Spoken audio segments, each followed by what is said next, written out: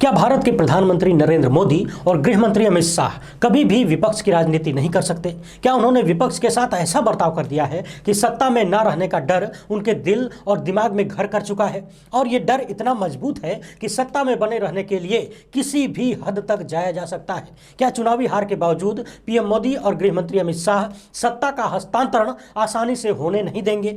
Indian express में प्रताप भानु मेहता का एक लेख छपा है जिसमें भारत की वर्तमान राजनीतिक परिस्थितियों को लेकर भविष्य में आने वाली गंभीर चिंताओं पर प्रकाश डाला गया है। जिस तरह से चुनाव हारने के बाद अमेरिका के पूर्व राष्ट्रपति डोनाल्ड ट्रंप के समर्थकों ने लोकतंत्र की धज्जियां उड़ाई थी, उसी तरह की आशंका आने वाले वक्त में बीजेपी और भारत को लेकर जताई जा रही है। इस मामले पर विस्तार से बातचीत करेंगे। इसके साथ ही बात करेंगे भारत में आए दिन की जा रही जहरीली भाषणबाजी की। सुप्रीम कोर्ट ने एक बार फिर से इस पर गंभीर टिप्पणी की है। वहीं बॉम्बे लॉयर्स एसोसिएशन ने कानून मंत्री किरेन रिजिजू और उपराष्ट्रपति जगदीप धनखड़ को अयोग्य ठहराने की मांग की है और सुप्रीम कोर्ट से कहा है कि ये लोग पद पर रहने के लायक नहीं है। ये मामला बहुत ही दिलचस्प है और समझने लायक भी है। कृपया ध्यान से देखिएगा। पूरी बात को हम बेहद आसान भाषा में समझाने का प्रयास करेंगे और अंत में बात करेंगे सवाल पूछने पर भक्तों को गुंडों से अपने ही आश्रम में जमकर पिटवाने वाले इस बाबा की। बाबा पर कथित फ्रॉड और ठगी के कई नए आरोप सामने आए हैं। इस तथा कथित चमत्कारी पर लगे ये आरोप बहुत ही गंभीर हैं। ध्यान से सुनिएगा।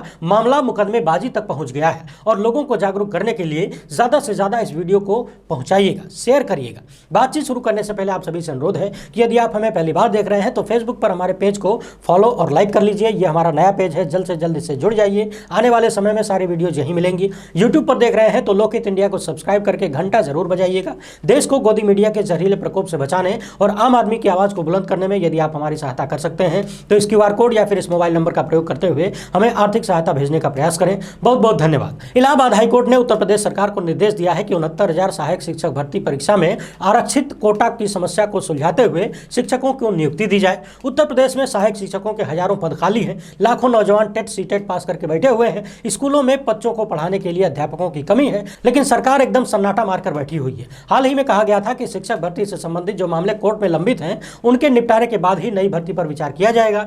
शिक्षक भर्ती का इंतजार कर रहे लाखों नौजवानों का कहना है कि यूपी विधानसभा चुनाव से पहले स्वयं मुख्यमंत्री ने वादा किया था, लेकिन किसी भी वादे और किसी भी बातों पर अब कोई एतबार नहीं रह गया है। बड़े बड़े लोग बोलकर भूल जा रहे हैं। वहीं सुप्रीम कोर्ट ने ओबीसी कोटा के साथ यूपी में स्थानीय निकाय चुनाव कराने की इजाजत दे दी है। सुप्रीम कोर्ट के इस फैसले का यूपी के मुख्यमंत्री योगी आदित्यनाथ ने स्वागत भी किया है। खबरों में आप लगातार सुनते होंगे बीजेपी के कई सारे सांसद, विधायक, केंद्रीय मंत्री और तमाम तथाकथित हिंदूवादी नेता लगातार नफरती भाषणबाजी कर रहे हैं। देश के अल्पसंख्यकों के खिलाफ उनकी बयानबाजी दिन पर दिन खतरनाक होती जा रही है। कहीं बीजेपी सांसद प्रज्ञा ठाकुर जैसे लोग चाकू में धार तेज करने के लिए कहते हैं तो कहीं मुसलमानों के समूल नाश की बात की जाती है। इंडियन एक्सप्रेस के एक आर्टिकल के अनुसार महाराष्ट्र में पिछले 4 महीनों में 50 ऐसी रैलीज हुई जिसमें जमकर नफरती बातें कही गई और भड़काऊ बातों का उत्सर्जन किया गया। यानी कि हर दूसरे दिन महाराष्ट्र में नफरत फैलाने की बातें कही जा रही हैं और रैलियां की जा रही हैं। हाल ही में सुप्रीम कोर्ट ने आदेश दिया था कि नफरती बयानबाजी करने वालों पर सरकार को स्वतः संज्ञान लेते हुए कार्यवाही करनी चाहिए। लेकिन सवाल यह है कि जब सरकार में बैठे हुए लोग ही, सरकार के करीबी लोग ही नफरत फैला रहे हैं तो कार्यवाही करेगा कौन? यह मामला एक बार फिर से सुप्रीम कोर्ट पहुंचा है, जिस पर सुप्रीम कोर्ट ने तल्ख टिप्पणी और सवाल करते हुए सॉलिसिटर जनरल यानी सरकार का पक्ष रखने वाले वकील से पूछा गया है कि क्या आपको नहीं लगता कि सांप्रदायिक सौहार्द और सद्भाव बनाए रखने के लिए नफरती भाषणों पर रोक लगाना अति आवश्यक है, नफरती बातों का परित्याग करना आवश्यक है? आगे जज ने कहा कि सरकार को यह कहना चाहिए कि हम इसके खिलाफ एक्शन लेंगे। इसके साथ ही जज ने यह भी चिंता जताई कि इस तरह के मामले को लेकर सीधे सुप्रीम कोर्ट क्यों चले आए। आगे जज ने यह भी पूछ लिया कि अब तक हेट स्पीच के मामलों में जो FIR दर्ज हुई है उनमें कार्यवाही कहां तक पहुंची है। इस मामले में आगे जो फैसला आएगा, कोर्ट जो आदेश करेगी, जो भी कहेगी, वो सारी बातें हम आपको बताएंगे। मगर यह मामला काफी चिंताजनक है कि किस तरह से पूरे देश में नफरती बयानबाजी करके सामाजिक सौहार्द को बिगाड़ने का काम हो रहा है। और उससे भी चिंताजनक बात यह है कि सत्ता संरक्षित लोग ऐसा कर रहे हैं और केवल सत्ता संरक्षित लोग ही ऐसा नहीं कर रहे हैं, सत्ता में बैठे हुए लोग इस तरह की बयानबाजी कर रहे हैं। पिछले दिनों आप लगातार सुन रहे थे कि देश में जजों की नियुक्ति को लेकर जो प्रक्रिया है, यानी कि जो कॉलेजियम प्रणाली है, उसे लेकर हमारे देश के उपराष्ट्रपति श्री जगदीप धनखड़ और कानून मंत्री किरेन रिजिजू लगातार टिप्पणियां कर रहे थे पब्लिक के बीच, पब्लिक मीटिंग्स में। और उनकी बातों से ऐसा प्रतीत हो रहा था कि वे लोग कॉलेजियम सिस्टम से नाखुश हैं और उसमें भरोसे की कमी जता रहे हैं। मुंबई लॉयर्स एसोसिएशन इस मामले को लेकर सुप्रीम कोर्ट पहुंचा है और मांग की है कि उपराष्ट्रपति और कानून मंत्री को अयोग्य ठहराया जाए, क्योंकि इन लोगों ने सुप्रीम कोर्ट और कॉलेजियम सिस्टम द्वारा विकसित की गई बुनियादी संरचना सिद्धांत के बारे में सार्वजनिक सार्वजनिक रूप से टिप्पणी करके संविधान में विश्वास की कमी दिखाते हुए और सुप्रीम कोर्ट पर हमला करते हुए सुप्रीम कोर्ट द्वारा निर्धारित कानूनों के लिए कम सम्मान दिखाते हुए खुद को संवैधानिक पद धारण करने के लिए अयोग्य कर लिया है। बॉम्बे लॉयर्स एसोसिएशन का कहना है कि उपराष्ट्रपति और कानून मंत्री ने पद संभालते हुए जो शपथ ली थी उन लोगों ने उसका उल्लंघन किया है, सुप्रीम कोर्ट तथा भारत के संविधान का अनादर किया है। उपराष्ट्रपति और कानून मंत्री के इन बातों से जनता के बीच सुप्रीम कोर्ट की महिमा को कम किया जा रहा है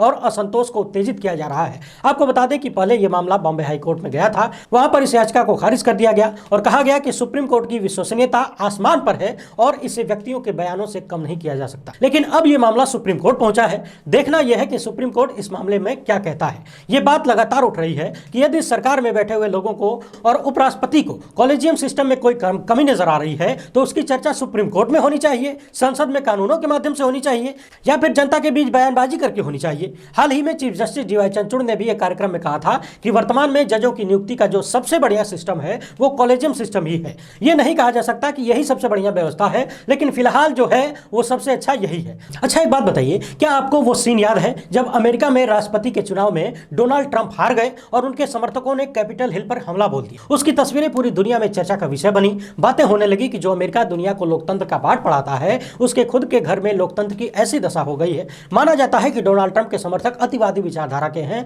उन्हें हार बर्दाश्त नहीं हुई। इंडियन एक्सप्रेस में भानु प्रताप मेहता का एक लेख छपा है जिसमें उन्होंने भारत की वर्तमान राजनीतिक परिस्थितियों की चर्चा करते हुए आने वाले वक्त में चुनावी राजनीति पर गंभीर चिंता व्यक्त की है। उन्होंने कहा है कि वर्तमान में भारतीय जनता पार्टी की सरकार, खासकर प्रधानमंत्री नरेंद्र मोदी और गृह मंत्री अमित शाह इस प्रकार की राजनीति कर रहे हैं कि वे खुद को विपक्ष में रहते हुए देख नहीं सकते। जिस तरह से लगातार विपक्षी नेताओं को टारगेट किया जा रहा है, सवाल पूछने वालों को परेशान किया जा रहा है, विरोध में उठने वाली आवाजों को दबाया जा रहा है, यहां तक कि उन्हें देशद्रोही और भारत के खिलाफ होने का आरोप लगा दिया जाता है, आतंकवाद विरोधी कानूनों में मुकदमे दर्ज कर लिए जाते हैं। इस लेख में उन्होंने लिखा है कि लोकतंत्र में निष्पक्ष चुनाव के बाद सत्ता के सुचारू परिवर्तन के लिए कई शर्तों की आवश्यकता होती है। विपक्ष को निर्ममता से कुचलना और स्वतंत्रता को कुचलना इन स्थितियों को मिटा देता है। राजनीति में नेता एक दूसरे को एक ही पेशे के सदस्य के रूप में मानते हैं, न कि एक दूसरे के अस्तित्व के दुश्मन के रूप में। आगे उन्होंने सवाल किया है कि क्या आप कल्पना कर सकते हैं कि प्रधानमंत्री नरेंद्र मोदी या अमित शाह या उनके गुर्गे शांति से इस संभावना पर विचार कर रहे हैं कि वे विरोधियों और आलोचकों के खिलाफ तैनात किए गए हट के बाद कभी विपक्ष में हो सकते हैं। इस लेख में राहुल गांधी की संसद सदस्यता को खत्म करने की भी चर्चा की गई है। इन्होंने यहां तक लिख दिया है कि भारतीय जनता पार्टी के लोग कोशिश करेंगे कि निष्पक्ष और खुली प्रतियोगिता संभव ही न हो पाए। इन्होंने लिखा है कि बहुसंख्यकवादी राष्ट्रीय पहचान के अनूठे मोहरा के रूप में खुद को स्थापित करने वाले राजनीतिक दलों के लिए सत्ता छोड़ना बहुत मुश्किल हो जाता है। एक दूसरे की बातों से असहमत होने पर भी अलग अलग पक्ष नेक नियत से काम करते हैं, लेकिन जब वैचारिक परियोजना अकेले सांप्रदायिक होती है और राष्ट्रवाद का चोला पहनती है तो हर असहमति को देशद्रोह माना जाता है। बीजेपी जैसी राजनीतिक दलों को जब यह एहसास होगा कि उनकी सत्ता खतरे में है या उनकी सत्ता जा सकती है, तब वो लोग चुनावी नियमों के साथ खिलवाड़ करेंगे, लोकतंत्र के साथ खिलवाड़ करेंगे। आगे इस लेख में बहुत सारी बातें कही गई हैं भारतीय लोकतंत्र को लेकर और वर्तमान परिस्थितियों को लेकर। आप चाहे तो इंडियन एक्सप्रेस की वेबसाइट पर जाकर पढ़ सकते हैं, अखबार मंगवाते हो तो वहां भी पढ़ सकते हैं। जो लोग भारत के वर्तमान लोकतांत्रिक परिस्थितियों को गहराई से देख रहे हैं, समझ रहे हैं, आकलन कर रहे हैं, उन्हें मालूम है कि देश में क्या क्या चल रहा है। हाल ही में भारत के हिंदी के एक बड़े और बेहद वरिष्ठ संपादक से मेरी बातचीत हुई थी फोन पर। उन्होंने कहा कि मैं आजादी के पहले का आदमी हूं, न तो भारत के बंटवारे के वक्त देश में इस कदर भय का माहौल था और न ही इमरजेंसी के वक्त। हमने कभी सपने में भी नहीं सोचा था कि हमारे जीवन काल में ऐसा भारत देखने को मिलेगा। वैसे देखा जाए तो भारत में विपक्षी दलों का या फिर आम जनमानस का चाहे जितना बुरा हाल हो जाए, तथाकथित बाबाओं की बल्ले बल्ले है, कुछ भी बोल सकते हैं, कुछ भी कर सकते हैं, उनके खिलाफ कहीं कोई कार्रवाई नजर नहीं आती। हाल ही में आपने देखा था कि कानपुर के पास के ये करौली बाबा अपने एक भक्त के सवाल पर इस कदर नाराज हो गए कि आश्रम में ही अपने चेले चपाटों से उस डॉक्टर को बुरी तरह से पिटवा दिया। डॉक्टर साहब पूरी तरीके से खून से लहूलुहान हो गए। बाद में मामला भी दर्ज हुआ, लेकिन आप गिरफ्तारी के बारे में तो सपने में भी नहीं सोच सकते। परंतु डॉक्टर साहब के पीटे जाने के मामले के बाद करौली बाबा पर अब नए नए आरोप सामने आ रहे हैं। कानपुर कचहरी के पास छोले भटूरे की दुकान लगाने वाले राजकुमार गुप्ता का मामला सामने आया है। उनके परिवार ने दावा किया है कि राजकुमार को सांस की बीमारी थी, इलाज के लिए बाबा के पास ले गए, पूजा पाठ करवाया, लेकिन आराम मिलना तो बहुत दूर की बात है, 1 महीने के भीतर ही उनकी मौत हो गई। छोले भटूरे वाले व्यक्ति के इलाज का वीडियो सोशल मीडिया पर खुद करौली बाबा के लोगों ने अपलोड किया है प्रचार प्रसार के लिए। वहीं मध्य प्रदेश पुलिस के एक सिपाही ने आरोप लगाया है कि इस बाबा ने उनसे लगभग 2 लाख रुपए ले लिए, लेकिन कोई फायदा नहीं हुआ। इसके बाद उन्होंने आश्रम जाना छोड़ दिया। बाबा ने 1 दिन के इलाज के लिए इस सिपाही से 1.5 लाख रुपए लिए थे। आराम नहीं मिला तो दोबारा ये बाबा के पास पहुंचे। बाबा फिर से पैसा मांगने लगे। अब इनका कहना है कि मैं इस मामले को लेकर कोर्ट जाऊंगा। वहीं कानपुर के ही अजय राठौर ने बताया कि उनकी मां कैंसर से पीड़ित थी, आश्रम में हवन पूजन करवाया था, इसके लिए बाबा ने 1.5 लाख रुपए लिए थे, मगर हमारी मां की जान नहीं बच सकी और जिस दिन हवन पूजन करवाया उसी दिन रात में मां की मौत हो गई। इन्होंने और भी बहुत सारा ब्यौरा दिया है कि बाबा के लोग किस तरीके से कभी 2600 रुपए प्रतिदिन, कभी 3500 रुपए प्रतिदिन के हिसाब से अलग अलग काम का पैसा लेते हैं और यदि स्वयं बाबा से हवन करवाना हो तो खर्चा 6-7 लाख रुपया हो जाता है। अब सवाल यह है कि इस तरह के तथाकथित बाबा लोग जो कर रहे हैं वो तो कर ही रहे हैं, मगर जो लोग अपनी बीमारियों का इलाज ढूंढने ऐसे बाबाओं के पास जाते हैं उनकी बुद्धि के बारे में क्या कहा जाए। यदि पूजन हवन से ही कैंसर जैसी बीमारियां ठीक होने लगे तो टाटा वाले बेवकूफ हैं जो जगह जगह बड़े बड़े अस्पताल खोल रहे हैं करोड़ों अरबों रुपया लगाकर।